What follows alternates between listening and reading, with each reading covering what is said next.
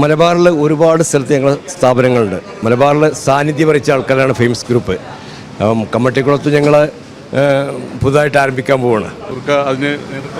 ഫുർക്ക famous ബേക്കറിൻ്റെ വലങ്കയ്യാണ്. നമുക്കറിയാം, വർഷങ്ങളായി എങ്ങനെയാണ് ആളുകളുടെയൊക്കെ ഒരു പ്രതികരണം? ഉപഭോക്താക്കളുടെ സംതൃപ്തരാണോ?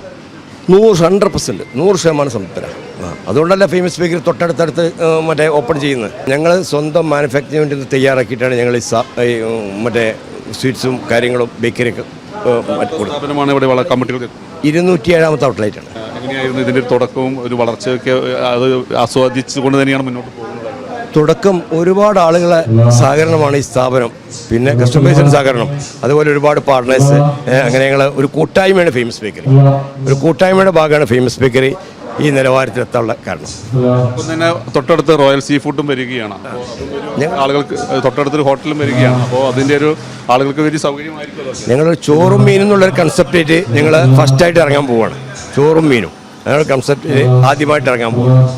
ഞങ്ങളോട് സഹകരിച്ചതിന് ഒരുപാട് നന്ദിയും കടപ്പാടാണ് ഭക്താക്കളോട് ഞങ്ങൾ പറയാനുള്ളത്. ഒരുപാട് കാലങ്ങളായി ഫേമസ് ബേക്കറിയുടെ കൂടെ നിൽക്കുന്ന ഭക്താക്കളോട് ഞങ്ങൾക്ക് അവരോടുള്ള നന്ദിയും കടപ്പാടും ഞങ്ങൾ അറിയിക്കാം. ഞാനിപ്പോൾ ഇതിൽ സിദ്ദീഖാജിയുമായിട്ട് കൂടിയിട്ട് ഏകദേശം 32 വർഷമായി ഞങ്ങൾ ഒരുമിച്ച് കൂട്ടായിട്ട് പോകുന്നത്.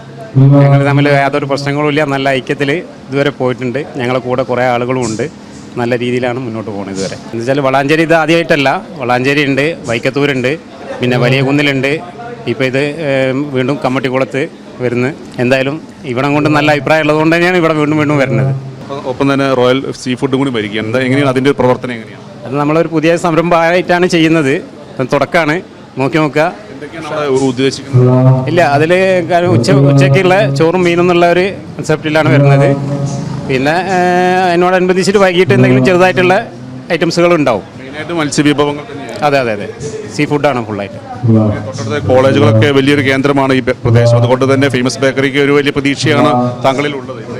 100% വിജയിക്കും. ഇതുവരെ ഞങ്ങൾക്ക് അങ്ങനെ ഉണ്ടായിട്ടുള്ളൂ. എവിടെയും തുടങ്ങിയിട്ട് അങ്ങനെ ഉണ്ടായിട്ടുള്ളൂ, പരാജയം ഉണ്ടായിട്ടില്ല. അങ്ങനെ തന്നെ ജനങ്ങളെ ഞങ്ങൾ ഏറ്റെടുക്കാറുണ്ട്. ഇവിടുത്തെ ജനങ്ങൾ ഞങ്ങൾ ഏറ്റെടുക്കും എന്നുള്ള വിശ്വാസമുണ്ട്. ഉപഭോക്താക്കളോട് പറയാനുള്ളത്? അവരോട് 100% ഞങ്ങളായിട്ട് സഹകരിച്ച എല്ലാവരോടും നന്ദിയുണ്ട്. ഒരുപാട് നന്ദിയും കടപ്പാടും ഉണ്ട്.